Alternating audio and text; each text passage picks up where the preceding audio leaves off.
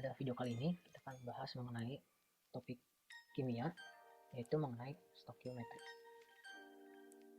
Jadi memang dalam stokiometri ini kita menggunakan suatu satuan yang sangat sering digunakan dalam kimia ini, khususnya dalam tingkat SMA kelas 10, kelas 11 dan kelas 12, yaitu adalah mol. Mol sendiri merupakan sebuah satuan yang sering digunakan dari kelas 10 sampai 12 dalam berbagai situasi dan bab. Cara untuk mendapatkan mol itu sendiri ada berbagai macam. Yang pertama adalah massa bagi mf, yaitu salah satu cara yang paling sering digunakan dan yang paling banyak digunakan dalam soal. Yang kedua itu adalah dengan menggunakan volume dibagi STP. STP itu yaitu keadaan standar, yaitu ketika tekanannya sendiri merupakan 1 atm dan suhunya merupakan 0 derajat Celcius dan nilainya sendiri merupakan 22,4. Ini merupakan sebuah konstanta yang harus digunakan dan diingat untuk sepanjang jenjang SMA ini. Kemudian dapat juga digunakan cara yang kurang dikenal, yaitu jumlah dibagi 6,02 kali 10 pangkat 23. Jumlah di sini merupakan jumlah molekul. Dan berikutnya kita menggunakan ada beberapa cara lain, yaitu menggunakan rumus gas ideal yang dikenal dengan PV sama dengan nRT. PV nRT sendiri merupakan perbandingan antara biasanya berbagai situasi, yaitu ketika tekanannya sendiri atau R bukan sama dengan 1 atm dan T nya sendiri atau suhu bukan sama dengan yang standar ini, yang STP. Di sini P nya sendiri merupakan tekanan, V nya sendiri merupakan volume, tekanannya itu merupakan P, dan R nya itu N merupakan mol, R nya merupakan konstanta yaitu 0,082, dan T nya sendiri merupakan suhu, itu dalam Kelvin. Itu juga dibuat dalam Celsius, maka harus derajat Celsius ditambah 273 dengan derajat Kelvin. Hanya Kelvin saja. Dalam konsep mol ini kita menggunakan dalam konsep mol ini kita digunakan dalam berbagai macam situasi dan soal-soal yang ada biasanya dalam satuan mol, sehingga jika informasi sendiri bukan merupakan mol atau merupakan unsur-unsur penyusun dari mol sendiri. Berikutnya kita masuk materi berikutnya, yaitu reaksi pembatas. Reaksi pembatas, jika kita tahu dalam sebuah reaksi ada namanya reaktan dan ada namanya produk. Reaktan sendiri merupakan komponen-komponen yang akan direaksikan, dan produk sendiri merupakan hasil dari reaksi tersebut. Jadi pada reaksi pembatas ini kita melihat pada reaktan sendiri, karena nama lain dari reaktan adalah reaksi. Reaksinya sendiri dapat mengandung satu atau lebih dari senyawa-senyawa yang ada.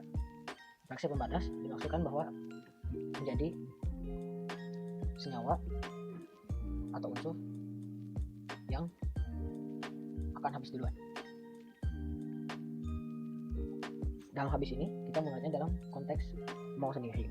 Jadi untuk menghitung reaksi pembatasnya kita membandingkan yaitu mol dibagi koefisien, atau dapat juga dilihat dengan volume dibagi koefisien sama dengan jumlah partikel dibagi koefisien. Seperti yang kita ketahui, dalam suatu reaksi akan ada beberapa senyawa. Kita dapat misalkan X tambah Y, itu merupakan rangkanya menjadi Z tambah A misalnya. Dalam senyawa-senyawa sendiri kita akan melihat sebuah koefisien, itu bisa berupa 1, 2, 3, 4 dan lain-lainnya. Dan koefisien ini sendiri yang akan dibagikan terhadap volume atau jumlah partikel. Di sini kita mengetahui bahwa volume sendiri akan dibagi dengan sebuah konstanta, yaitu kondisinya sendiri, dan jumlah molekul akan dibagikan dengan sebuah konstanta lagi. Oleh karena itu maka kita dapat menggunakan perbandingan mol, volume, dan jumlah partikel. Namun yang paling sering digunakan adalah mol, dan volume juga cukup sering digunakan, namun agak jarang. Berikutnya kita masuk terhadap penyetaraan reaksi. Seperti yang saya bilang tadi, dalam sebuah reaksi ada reaktan dan ada produk, dan di depan mereka ada sebuah koefisien, sebuah bilangan. Nah, bagaimana bilangan ini ditentukan? Bilangan ini ditentukan dengan jumlah unsur yang ada pada setiap sisi. Kita dapat ambil sebuah contoh C3H8 atau propana ditambah O2 sama dengan CO2 tambah H2O. Ini merupakan reaksi combustion atau yang akan sering disebut dengan pembakaran sendiri. Dalam pembakaran ini kita dapat lihat bahwa dalam sisi 1 ada C3H8, itu C nya ada 3 dan H nya ada 8, dilihat dari bilangan yang tepat di sebelah mereka. Dan di kanan kita dapat lihat bahwa ada CO2, C nya hanya 1 dan H2O dan H nya hanya ada 2. Nah, bagaimana untuk menyederhanakannya? Kita dapat menaruh koefisien tersebut di depan senyawa yang kekurangan unsur tersebut. Misalnya di sini pada reaktan misalnya ada 3 dan di produk hanya ada 1, maka kita dapat menulis 3. Dan untuk H sendiri di sini ada 8 dan di sini sudah ada 2. Itu supaya bisa menjadi 8, maka kita kalikan 4 atau koefisiennya menjadi 4. Di sini O-nya sendiri menjadi kelebihan di produk daripada di reaktan. Di produk kita dapat lihat bahwa O-nya ada 2, namun dikali dengan 3 atau koefisiennya jadi 6 ditambah H2O, yaitu O-nya hanya ada 1 di bagian sininya dan dikalikan dengan 4. Sehingga kita dapat tambahkan 6 ditambah 4 sama dengan 10O. Sementara di kiri dalam reaktan sudah merupakan O2. Oleh karena itu kita hanya perlu mengkalikan 5 lagi terhadapnya. Kemudian kita masuk ke dalam stoikiometri sendiri. Stoikiometri sendiri ada merupakan perbandingan antara koefisien dan otomatis kita akan mencari mol atau dapat menjadi salah satu penyusunnya, misal massa, volume atau jumlah molekul, dengan cara membandingkan dalam koefisien tersebut. Kita dapat melakukannya dengan 2 cara. Cara yang pertama yaitu menggunakan perbandingan langsung. Cara ini merupakan cara yang sudah dapat langsung mengerti dan visualisasikan cara perbandingan antara mol-mol tersebut, yaitu kita menggunakan contoh soal yang ada di atas ini. Maksud saya reaksi yang di sini, dan saya nanti akan tampilkan soalnya juga di layar. Dengan informasi tersebut dalam soalnya kita ketahui bahwa dalam C3H8 merupakan 22 gram dan pada O2 kita dapat menemukan bahwa masanya 48 gram. Di sini kita dapat lihat bahwa masanya sendiri sudah diketahui untuk para reaktan. Ini biasanya umum karena kita biasanya untuk soal-soal yang masih dasar kita menggunakan unsur-unsur yang sudah diketahui atau variabel yang diketahui di reaktan untuk mencari ke produk. Jadi pada cara ini kita langsung dapat mencari molnya terlebih dahulu. Propana. Jadi dalam propana ini sendiri ada C3H8. C sendiri memiliki nomor atom yaitu 12 dan H sendiri merupakan nomor atom 1. Nomor atom 12 maka dikalikan 3, itu bilangan di sebelahnya, sehingga didapatkan 36. Ini untuk menghitung MR. Dan ditambahkan dengan H8, yaitu H itu nomor atomnya 1, dikalikan 8 sehingga ditambah 8. Di sini kita akan mengabaikan koefisien terlebih dahulu, sehingga yang kita hitung adalah senyawa yang ada sendiri. Di sini kita dapatkan 44. Ini untuk C3H8 atau propana. Berikutnya kita masuk ke O2. O2 sendiri merupakan nomor atom 16. Di sini bilangan di sebelahnya yang di bawahnya yang lebih kecil itu merupakan 2, sehingga kita kalikan menjadi 16 dikali 2 sama dengan 32. Ini untuk O2 atau oksigen. Jadi di sini kita dapat menemukan molnya menggunakan rumus yang paling umum digunakan, itu massa per ml. Kita dapat menghitung mol C3H8 terlebih dahulu, sama dengan massa C3H8 atau propana dibagi dengan mr. Di sini massa C3H8 diketahui dalam soal itu 20 gram dan mr sendiri merupakan 44 yang sudah kita hitung, sehingga molnya diketahui 0,5. Berikutnya kita mencari mol O2. Kita menggunakan sama dengan massa O2 sendiri dibagi dengan mr-nya. Massa O2 sendiri merupakan diketahui di soal 48 dan mr sendiri merupakan 32. Oleh karena itu tidak dapat diketahui bahwa 1,5 mol. Berikutnya, setelah mengetahui hal tersebut, kita dapat mencari CO2 dan H2O. Ini digunakan dalam salah satu hukum dasar, yaitu perbandingan koefisien sama dengan perbandingan mol atau perbandingan volume atau perbandingan jumlah molekul.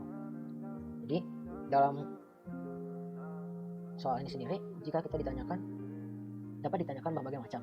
Bisa ditanyakan mol dari salah satu produk. Misalnya kita cari mol dari CO2.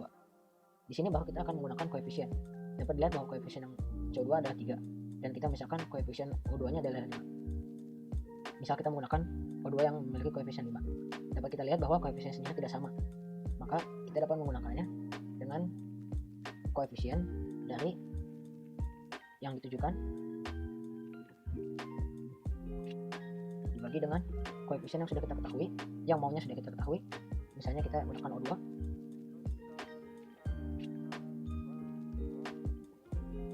dikali dengan mol dari yang sudah kita ketahui, atau di sini O2. Dari sini kita dapat memasukkannya langsung. Di sini koefisien yang ditunjukkan yaitu CO2 merupakan 3 dibagi dengan koefisien O2 atau yang diketahui yaitu 5 dikali dengan mol yang sudah diketahui yaitu mol O2 itu 1,5. Maka kita akan mendapatkan ini dicoret menjadi 0,3 sehingga jawabannya 0,9 mol. Ini merupakan contoh dari untuk mencari mol dari salah satu produk. misalnya kita mau cari H2O, maka koefisien yang ditujukan yaitu H2O koefisiennya 4, maka akan sama juga dapat menggunakan O2 ataupun C3H8 karena kita sudah tahu maunya juga. Maka ya dapat dimasukkan lagi dengan yang contoh yang di atas, dan kita akan membahas mengenai cara keduanya. Untuk cara kedua sendiri itu menggunakan sebuah diagram atau penggambaran.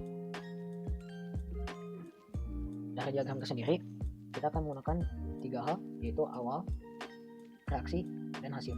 Di sini variabelnya sendiri bisa menggunakan huruf-huruf lain, namun saya menggunakan yang lebih mudah yaitu awal, reaksi, dan akhir. Kita akan menggunakan reaksi yang sebelumnya yang sudah kita ketahui, kita akan tulis di atasnya, C3H8 tambah 5O2 sama dengan 3CO2 tambah 4H2O. Di sini awal sendiri merupakan maunya sendiri yang dimiliki oleh setiap reaktan. Karena pada awalnya sendiri hanya ada reaktan yang memiliki sebuah mol atau sebuah massa ataupun sebuah volume, dan pada produk sendiri karena reaksinya sendiri belum dimulai, maka tidak ada hal-hal tersebut. Di sini kita ketahui bahwa mol C3H8 0,5 itu kita dapat menangnya 0,5, dan mol O2 sendiri merupakan 1,5, maka kita tulis. Nah, di sini kita akan menggunakan konsep reaksi pembatas yang kita ketahui sebelumnya. Reaksi pembatas itu merupakan mol dibagi koefisien. Kita dapat membuatnya dalam bagian yang terpisah. Misalnya untuk C3H8, mol dibagi koefisien sendiri akan berarti 0,5 dibagi 1 sama dengan 0,5. Dan misalnya untuk yang O2 sendiri kita menggunakan mol dibagi koefisien juga, yaitu mol 1,5 dibagi 5 sama dengan 0,3. Di sini kita ketahui bahwa reaksi pembatas dari mol dibagi koefisien untuk O2 lebih kecil dari C3H8. Oleh karena itu kita dapat mengetahui bahwa O2 sendiri merupakan reaksi pembatas, karena seperti yang saya bilang sebelumnya, dalam reaksi pembatas itu merupakan senyawa atau unsur yang akan habis, otomatis molnya sendiri akan menjadi lebih kecil. Dan di sini kita akan memasukkannya kembali ke dalam reaksi, namun dikalikan dengan koefisien masing-masing. Namun kita akan menggunakan reaksi pembatas tersebut atau yang molnya lebih kecil. Jadi di sini 0,3 kita kalikan dengan C3H8, koefisiennya yaitu 1, dan kita dapat masukkan di bawahnya 0,3, dan 0,3 sendiri akan dimasukkan dikalikan lagi dengan 5 atau 2, koefisiennya sama dengan 1,5. Di sini kita juga berlaku untuk produk-produk sendiri. 0,3 dikali 3 yaitu 0,9, dan 0,3 kali 4 yaitu 1,5. Di sini kita otomatis mendapatkan informasi yang kita dapat cari dengan rumusan tadi, yaitu mencari mol CO2 dan H2O yaitu produk-produk sendiri. Dan di sini kita dapat mengurangi masing-masing dari reaktan dan menambah masing-masing dari produk. Mengapa demikian? Karena dalam awal sendiri merupakan awal dari reaksi tersebut ketika belum terjadi apa-apa. Sementara yang di reaksi ini merupakan jumlah yang direaksikan, sehingga akan mengurangi dari reaktan dan menambah untuk produk. Dan dari sini untuk hasilnya kita proses menjadi mengurangi karena ini yang direaksikan mengurang, dan untuk produk ditambahkan karena menambah dari yang tersebut, dari yang tidak ada apa-apanya. Maka kita dapat 0,2, dan di sini mendapatkan 0. Kalau kita dapat tulis step saja, kita akan mendapatkan 0,9 dan 1,2. Jadi ini merupakan keadaan pada hasilnya sendiri, yaitu molnya 0,2 untuk C3H8, 0 untuk O2, karena merupakan reaksi pembatas, itu yang akan habis duluan, baik itu dalam mol maupun massa maupun volume. Dan untuk CO2 sendiri kita mendapatkan 0,9 mol, dan H2O kita mendapatkan 1,2 mol. Jadi untuk bagian yang masih dasar sendiri untuk kelas 10 kita masih menggunakan stoichiometri untuk cari mol sendiri, dan jika dicari yang lain dapat apa misalnya massa, kita dapat menggunakan misalnya yang C3H8. Namun kali ini massa C3H8 nya sendiri untuk akhir reaksi. Dan di sini kita dapat menggunakan rumus yang di atas tadi, mol kan sama dengan massa bagi mR. Maka dapat kita juga ketahui bahwa massa sama dengan mol kali mR. Dari rumus ini kita dapat langsung memasukkan mol yang sudah diketahui, yaitu 0,2 kali mR, yaitu yang selalu sama untuk suatu senyawa, yaitu 44. Dari sini maka kita akan mendapatkan hasil yaitu 8,8 gram. Jadi memang pada tingkat dasar ini sendiri stoichiometri belum banyak digunakan hanya untuk mencari sebuah mol atau massa atau bahkan volume dengan cara-cara yang masih mudah dan dasar. Soal-soalnya sendiri akan basicnya merupakan komponen-komponen yang ada dalam rumus mencari mol sendiri. Oleh karena itu masih tidak cukup sulit. Namun kemudian pada kelas 11 dan kelas 12 mol sendiri dan stoichiometri sendiri akan digunakan untuk mencari hal yang sama, yaitu mol atau komponen-komponennya. Namun ada sesuatu yang harus diproses dulu di awalnya sehingga akan mencapai pada tahap stoichiometri sendiri. Jadi bukunya untuk tipsnya sendiri memang tidak banyak, namun menurut saya sangat bermanfaat untuk belajar stoichiometri sendiri. Yang pertama yaitu buat gambaran atau diagram sebagai awal-awal mula masih latihan. Ini dikarenakan hal ini akan memudahkan untuk perbandingan koefisien lebih mudah dan secara lebih tertulis, serta kita dapat langsung mengetahui hasil-hasilnya yang direaksikan dan awal reaksinya. Maka informasi yang didapatkan juga lebih banyak. Namun, jika sudah bisa lancar dan sudah bisa hafal,